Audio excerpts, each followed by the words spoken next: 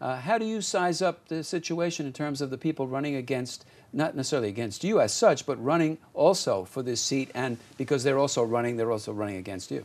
Sure. Well, Congressman Charlie Rangel has represented this district for nearly 20 years, and much has been said about the future of Harlem or Northern Manhattan and how the political landscape may soon change.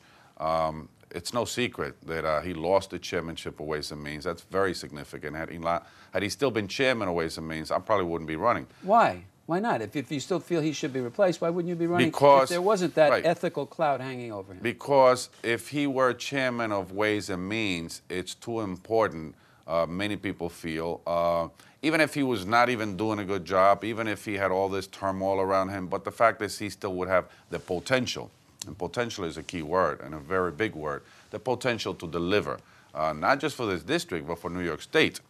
And so chairman of Ways and Means is not something you take lightly or you knock away. Now, all of that having been said, he's no longer chairman. So that's it. That's history. And so because of that, I think it's very relevant. And because of that, I think it's time to turn the page. That's what many people say. I mean, undoubtedly, Congressman Rangel has a legacy. 40 years will create one. But many people believe it is time to turn the page. He's practically a freshman member of Congress. Well, that's an exaggeration. No, he's still a very influential guy in the Congress. No, because you see, the same colleagues that have been around him for 10, 20, 30 years are the same ones that ask him to step down as chairman. Those same colleagues are the same ones that are returning money back to him or money back to charity that he gave them. Those same colleagues don't want any part of any meeting where Congressman Rangel is one of the leaders of the meeting. So I dare say if you, me, or anybody in this room were elected to Congress, we'd have much more of a, admiration and reputation today than a Congressman Rangel. He obviously is living on his 40-year legacy, which he has, undoubtedly. But today, it's a different congressman, and I think it's time to turn the page. Let's talk about you rather than Rangel for now. All right, yes. Obviously, because he's the incumbent, but you're a challenger. Yes. And some might see you as potentially the leading challenger. Knock on wood. But also critics, Adam, question your accomplishments. Mm-hmm. You know, they say, well, what has Adam Clayton Powell done after all that time in the city council and the 10 years so far that you've spent up in Albany, where it's known as the most dysfunctional legislature in the country? So aren't you part of the problem rather than part of any possible solution? I could easily be running for re-election to the State Assembly, and by all accounts, it will be easy to get reelected. It always is. And instead, I'm giving that up. Now, you say it always is. Why is it always easy to get reelected? Because incumbents have a very high rate of reelection. Yes, well, we know that. And that's not going to change in New York, despite what's going on in the rest of the country, where there's an anti-incumbent fever? No, I dare say, well, some of that will come into play, but in heavily Democratic districts, it doesn't come as much into play in a Democratic primary, unless there are other factors playing.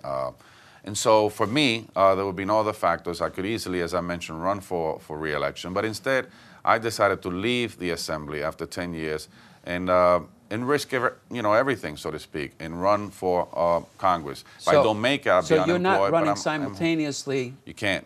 You can't. You can't. So you had to, in effect, give up your seat. I'm done. To run for Congress. I'm done. So if you don't make it for Congress, you're out of office. I'm out of office as of December 31st. So let me tell you some of the things that I have accomplished. Yeah. In the 10 years that I've been in Albany and prior to that in City Council, we're about to cut ribbon on a new health center. Borinquen Health Center will open up on 123rd Street and 3rd Avenue, thanks to resources that I brought in.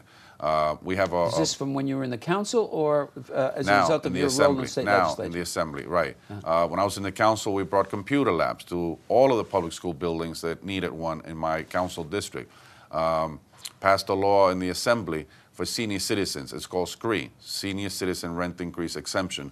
And what it is, it exempts seniors whose income is less than $29,000 a year or less and pay 30% of that or more. It exempts them from any rent increase. That's something that I passed in the State Assembly. When you say you passed, what does that mean? It's my bill. You sponsored it? You were the original sponsor? Yeah, exactly. Okay, I just want to be clear so people know what that means. Like many others, but that to me is one of the more significant ones. There's been a dozen or more bills. And I've brought in resources, Green Hope Services for women. It's an organization, not for profit, of course, that services formerly incarcerated women and children.